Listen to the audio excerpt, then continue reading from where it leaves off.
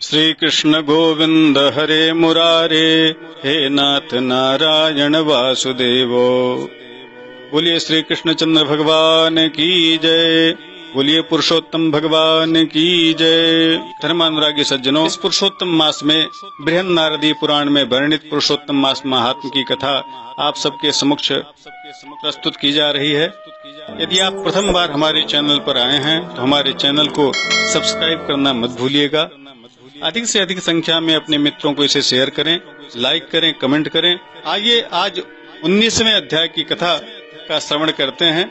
इस कथा के श्रवण करने से भगवान पुरुषोत्तम की कृपा, धन धान्य, सुख समृद्धि प्राप्त होती है, सारे पाप ताप नष्ट हो जाते हैं। बोलिए वृंदावन बिहारी लाल की जय। 19तमोऽध्यायः। सूत उवाचो इति ब्रुवाणं प्राचीनं मुनिमाह तपस्विनः, प्रीणयन्निव सुद्वाचा नारदो मुनिसत्तमः।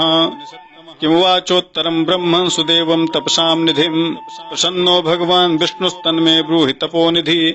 श्रीनारायण उवाचो चित्तो मा वेदितो विष्णुं सुदेवेन महात्मना, प्रत्याह प्रीणयन् वाचा भगवान् भक्तवत्सलः।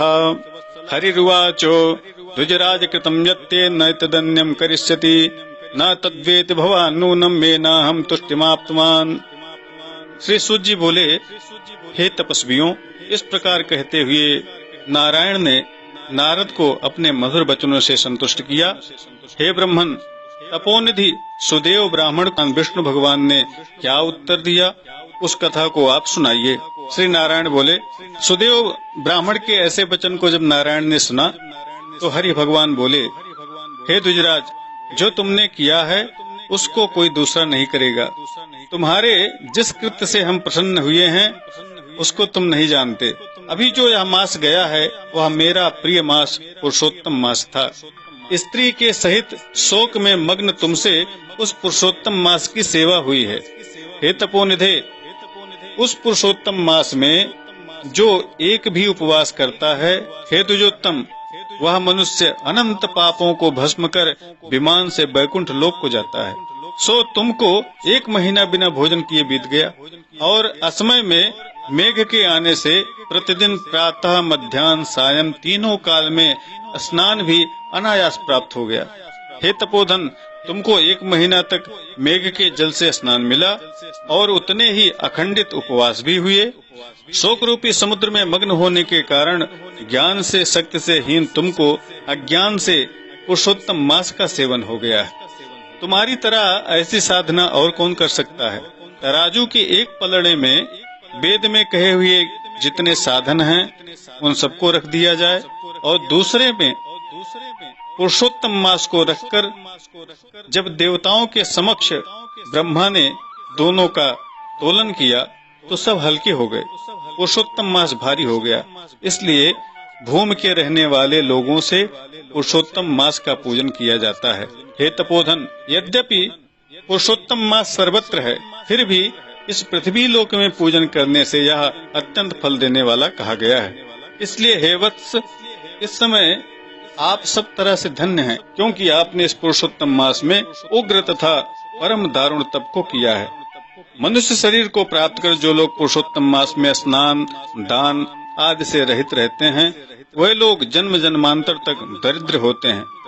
इसलिए जो सब तरह से हमारे प्रिय पुरुषोत्तम मास का सेवन करता है, वह मनुष्य हमारा प्रिय धन धान्य से युक्त भाग्यवान होता है। श्री नारायण बोले, हे मुने, जगदीश्वर हरि भगवान इस प्रकार कहकर गरुड़ पर सवार होकर अपने बैकुंठ धाम को चले गए। सपत्नीक सुदेव शर्मा पुरुषोत्तम मास के सेवन से मृत्यु से उठे अपने पुत्र सुखदेव को देखकर अत्यंत प्रसन्न हुआ। मुझसे अज्ञानवश पुरुषोत्तम मास का सेवन हो गया। वह पुरुषोत्तम मास का सेवन फलीभूत हुआ, जिससे हमारा पुत्र उठकर खड़ा हो गया। आश्चर्य है, ऐसा मास हमने कहीं देखा सुना नहीं था। इस तरह से आश्चर्य करता हुआ वह ब्राह्मण पुरुषोत्तम मास का अच्छी तरह से पूजन करने लगा। वह सपत्नी एक ब्राह्मण अपने पुत्र से प्रसन्न हुआ और पुत्र ने भी अपने कार्यों से अपने माता पिता को प्रसन्न किया। सुदेव शर्मा ने पुरुषोत्तम मास की प्रशंसा की तथा आदर के साथ श्री विष्णु भगवान की पूजा की कर्म मार्ग में होने वाले फलों की इच्छा को त्याग कर भक्ति मार्ग में अपने पैर को रखा। श्रेष्ठ पुरुषोत्तम मास को समस्त दुखों का नाश करने वाला जानकर उस मास में अपने स्त्री के साथ जप हवन आदि से श्री हरि भगवान को प्रसन्न करने लगा। वह सपत्नीक श्रेष्ठ ब्राह्मण निरंतर 1000 वर्ष तक संसार के समस्त विषयों का उपभोग करके विष्णु भगवान के उत्तम लोक को प्राप्त हुआ, जो योगियों को भी दुष्प्राप्य है, यज्ञ करने वालों को भी प्राप्त नहीं होता। जहाँ जाकर विष्णु भगवान के सन्निकट वास करते हुए लोग शोक के भागी नहीं होते, वहाँ पर होने वाले सुखों का भोग कर गौतमी तथा सुदेव शर्मा दोनों स्त्री पुरुष इस पृथ्वी पर पुनः आए। वही तुम सुदेव शर्मा इस समय दृढ़धनवा नाम से प्रसिद्ध राजा हुए हो, और यह आपकी पूर्व जन्म की पत्नी गौतमी ही पटरानी है। पुरुषोत्तम मासस्य सेवनाथ सकलर्दिभाग महिषीयम पुरा राजन गौतमी पति देवता एतत्ते सर्वमाख्यातम पृष्ठवान सियन्मम सुखस्तु तव भूपालो पूर्वजन्मनिया सुतः। हे भूपाल, जो आपने मुझसे पूछा था वह सब मैंने आपसे कहा। सुख पक्षी तो पूर्व जन्म में सुखदेव नाम का आपका पुत्र ही था।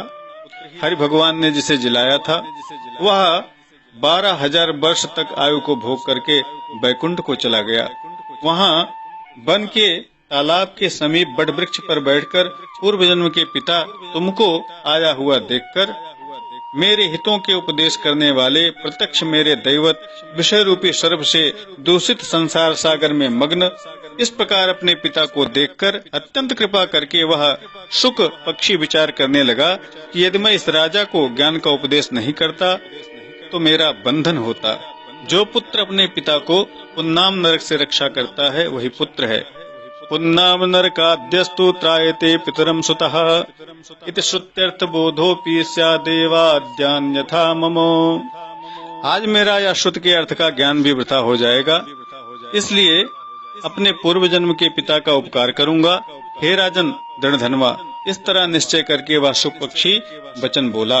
हे पाप रहित राजन, जो आपने पूछा वह सब मैंने आपको कह करके सुनाया। पूर्व जन्म के आपके पुत्र ने ही आपको ज्ञान का उपदेश दिया है। अब मैंने सारी कथा आपको सुना दी है। अब मैं यहाँ से पाप नाशनी सरजी नदी के तट पर जाऊंगा। श्री नारायण बोले, इस प्रकार बहुत समय तक उस प्रसिद्ध यशस्वी राजा दृढ़धनवा के पूर्व जन्म का चरित्र कहकर अपने गंतव्य को जाते हुए वाल्मीकि ऋषि को राजा दृढ़धनवा ने प्रणाम किया। श्री बृहन्नारदीय पुराणे पुरुषोत्तम मास माहात्म्ये श्री नारायण नारद संवादे वाल्मीकि नोक्त दृढ़धनवोपाख्याने पुरुषोत्तम मास महात्म कथनम नाम 29तमोऽध्यायः। इस तरह से 19वां अध्याय संपन्न हुआ। आगे की कथा अगली वीडियो में लेकर पुनः उपस्थित होऊंगा। अब तक के लिए विराम। जय विश्वनाथ। ओम नमो भगवते वासुदेवाय।